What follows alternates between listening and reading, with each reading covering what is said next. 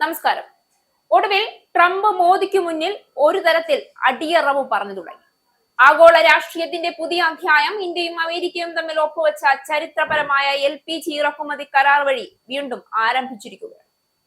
സാധാരണയായി വലിയ രാഷ്ട്രങ്ങൾ മുന്നിൽ നിൽക്കുമ്പോൾ ചെറിയ രാജ്യങ്ങൾ അവരുടെ ആവശ്യങ്ങൾക്ക് മുന്നിൽ അടിയറവ് പറയുന്നതാണ് ചരിത്രം.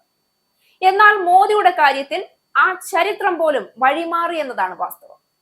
LPG കരാർ വെറും വ്യാപാര കരാർ അല്ല, ഇത് ഇന്ത്യയുടെ ഊർജ്ജ രംഗത്തെ സ്വയം പര്യാപ്തതയ്ക്കുള്ള വലിയ ചുവടുവയ്പ്പാണ്.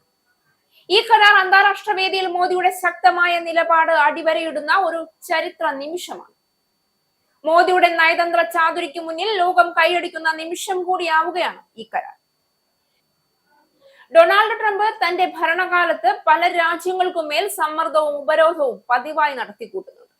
പക്ഷേ ഇന്ത്യ മാത്രം ആ സമ്മർദ്ദത്തിന് വഴങ്ങാത്ത രാഷ്ട്രമായി നിലകൊണ്ടു.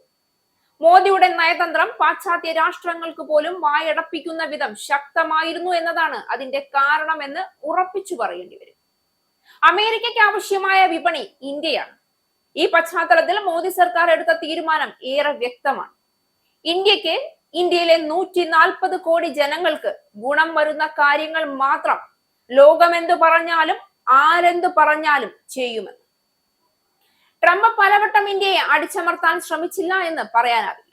വിശേഷിച്ച് വ്യാപാര രംഗത്ത് ട്രംപ് തന്റെ മിടുക്കും തന്ത്രവും കാട്ടി ഇന്ത്യയെ സമ്മർദ്ദത്തിലാക്കണമെന്ന് മോഹിച്ചു.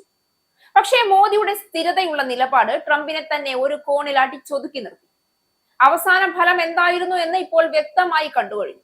അമേരിക്ക ഇന്ത്യ എന്ന രാഷ്ട്രത്തോട് വഴങ്ങി കരാർ ഒപ്പുവെച്ചു.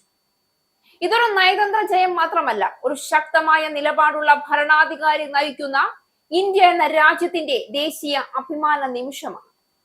ഇത് ലോകത്തിന് കാണിച്ചു തന്നത് മോദിയുടെ ഇന്ത്യയെ ആരും തോൽപ്പിക്കില്ല എന്നതാണ്.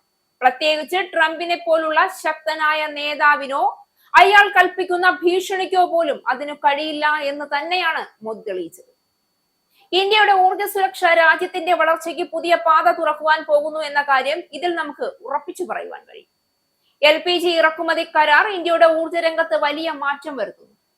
ഇന്ന് ഇന്ത്യ ലോകത്തിലെ ഏറ്റവും വലിയ LPG ഉപഭോക്താക്കളിൽ ഒന്നാണ്. വീട്ടുപയോഗത്തിനും വ്യവസായത്തിനുമുള്ള ആവശ്യം ഓരോ വർഷവും ഉയരുകയാണ്.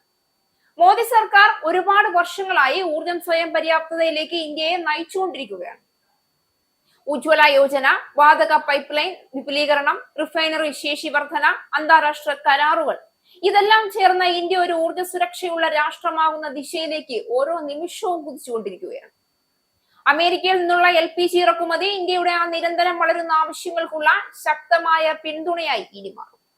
ഈ കരാറിന്റെ ഏറ്റവും വലിയ നേട്ടം ഇന്ത്യ ഏതൊരു നിലയിലും ഊർജത്തിന്റെ സ്ഥിരത നഷ്ടപ്പെടുത്തുന്നില്ല എന്നതിന് ഉറപ്പു നൽകുന്നതാണ്.